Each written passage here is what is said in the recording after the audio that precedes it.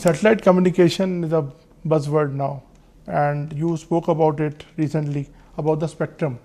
Can you give us a brief sense what will be the future of this segment will be like, and are the players like Starlink going to come here? So, Naveenji, let me tell you that first of all, technology is ever moving and ever changing. Technology is extremely dynamic, and more so in the decade that we're living in. And I think that it's very important that India always remains abreast and in fact ahead of the technology curve. Keeping that in mind, today satellite technology for mobile communication is being promulgated across the world. It's a very complementary technology to other forms of technology, be it terrestrial in the form of OFC cable or mobile towers or otherwise. And in India, we have very clearly followed the route that the rest of the world has followed, which is to allow satellite technology to be permeated within our country. Last year in the Telecommunications Act, the awarding of spectrum on an administrative basis has been passed by Parliament.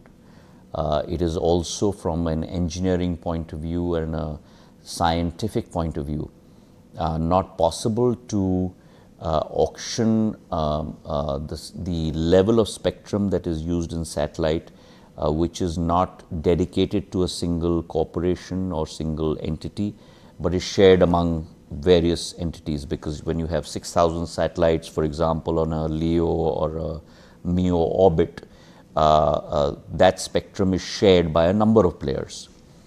And therefore, that spectrum will be assigned administratively. Firstly, every party, be it anyone, will have to apply for a license, provided they conform to all the regulations and requirements of the Indian government. They certainly will be awarded a license.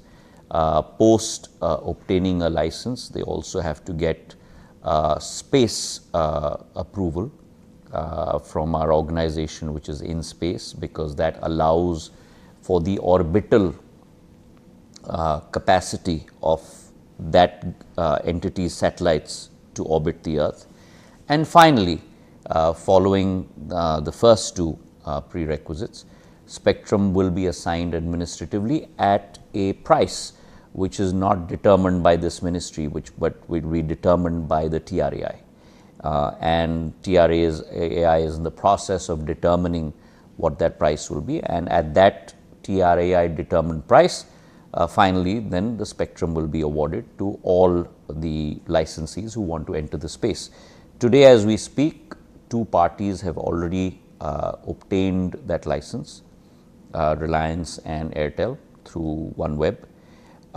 There are a number of other prospective licensees, and India's doors are open for whoever would like to come in and operate the service in India. Since there is a lot of interest on Starlink, so you are saying that it's open for anyone? It's open for everyone. Okay. Sir, another question is about OTT regulation. Is there any move or is there anything which is going on behind the scenes to regulate the OTTs? That is something that, to be very candid, comes under the domain of the Ministry of I&B. Having said that, there is, as you are aware, I have 6 advisory groups that I have set up, and this concept has come up from as a issue that they would like to discuss from the point of view of the TSPs. But as I said, it's not something from a regulatory standpoint that comes under the Ministry of Telecom. It is more under the Ministry of I&B.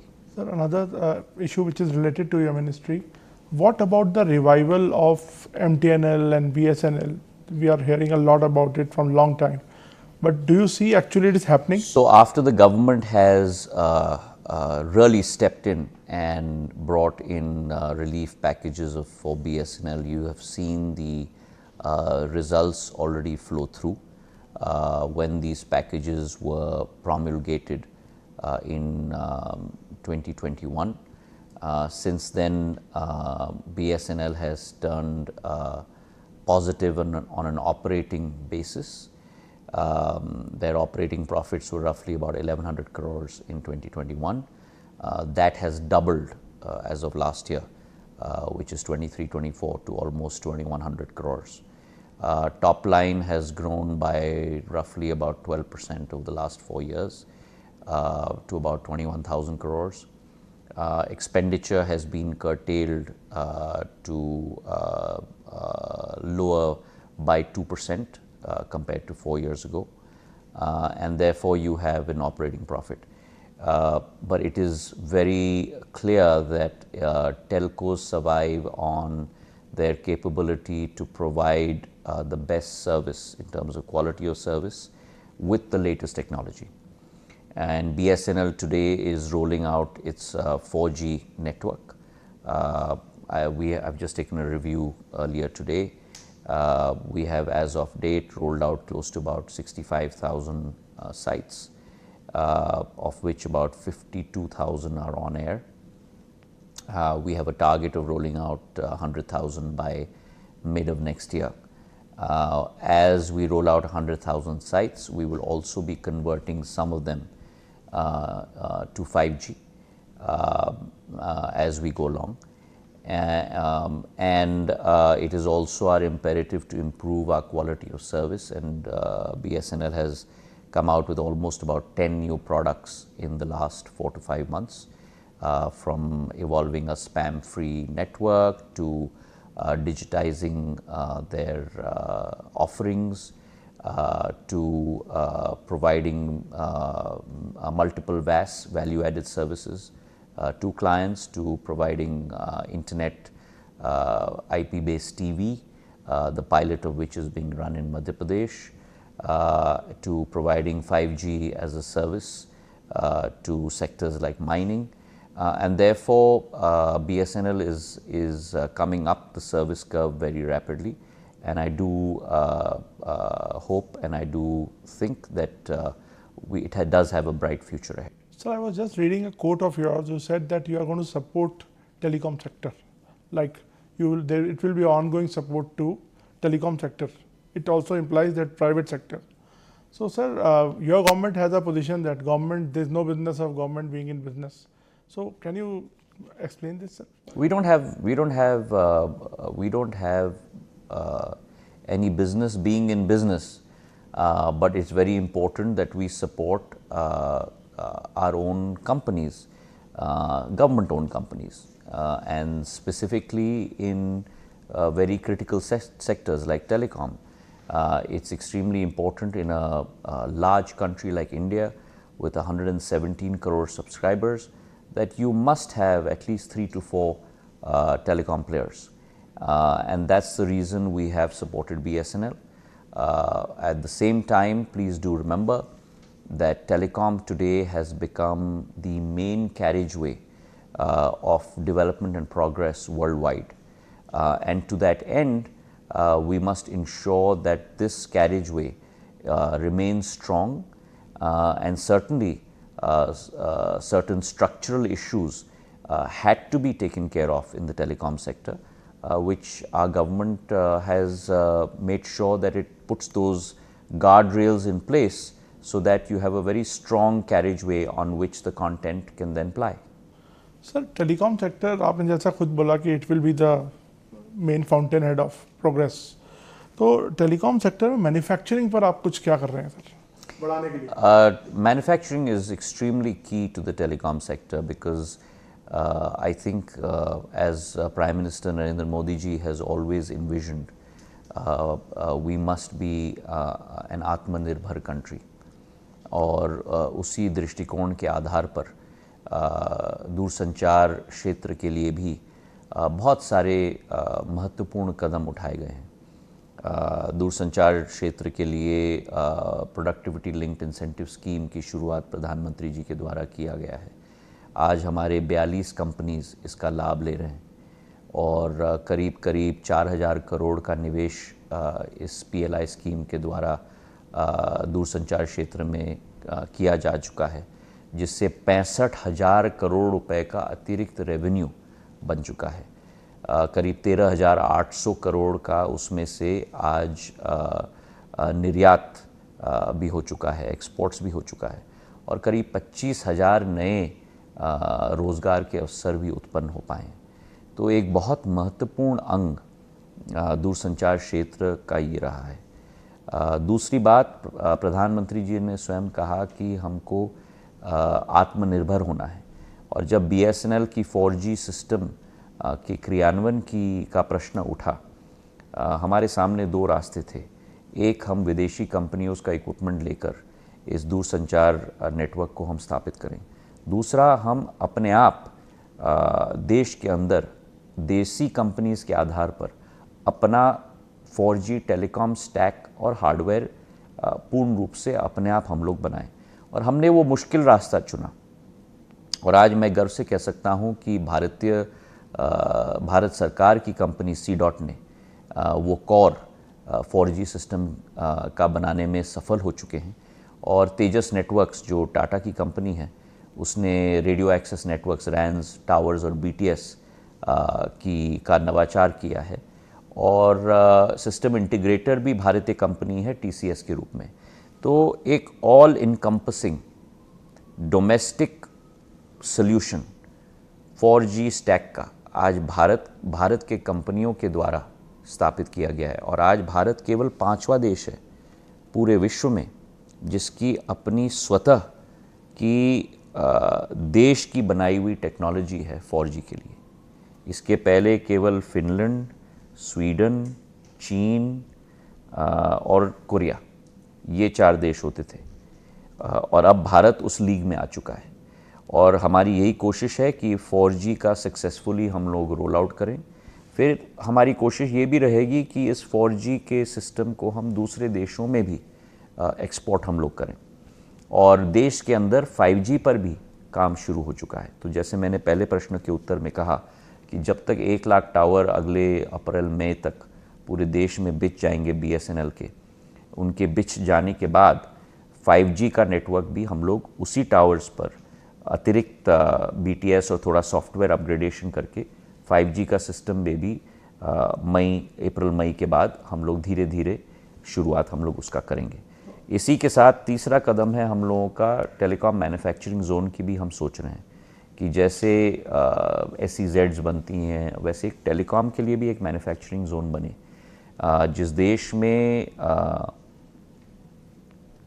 करीब 5 crore mobile ही बनते थे और करीब 90% हमारे mobile आयात किया जाता था, उसी देश में आज पूरे विश्व का सेकंड लार्जेस्ट मोबाइल मैन्युफैक्चरर बन चुका है और करीब 1,29,000 करोड़ का निर्यात हमारे मोबाइल फ़ोन्स का होता है।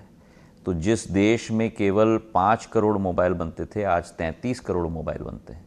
तो ये परिवर्तन प्रधानमंत्री जी के नेतृत्व में संभव हो पाया है और अब टेलीकॉम इक्विपमेंट के क्षेत्र में भी हम लोग दूरगामी सोच के साथ निजी क्षेत्र और सरकारी क्षेत्र दोनों बहुत अग्रसर होकर आगे बढ़ने वाले हैं। तो आपने बड़ा इंटरेस्टिंग पॉइंट बताया, telecom specialised zone like SEZ on those lines, इस पे कहाँ तक बात पहुंची है? लाइक अभी तक हम लोग चर्चा कर रहे हैं, हम लोग कोशिश कर रहे हैं कि एंकर टेनेंट भी आए, तो कई टेलीकॉम कंपनीज के साथ हमारी चर्चा भी हो रही है। तो थोड़ा सरल भाषा में समझा सकते हैं व्हाट इज एंकर टेनेंट लोगों को? So basically what you require, आप ये उदाहरण देख लीजिएगा कि ऑटो सेक्टर में आपकी main original equipment manufacturing company होनी चाहिए।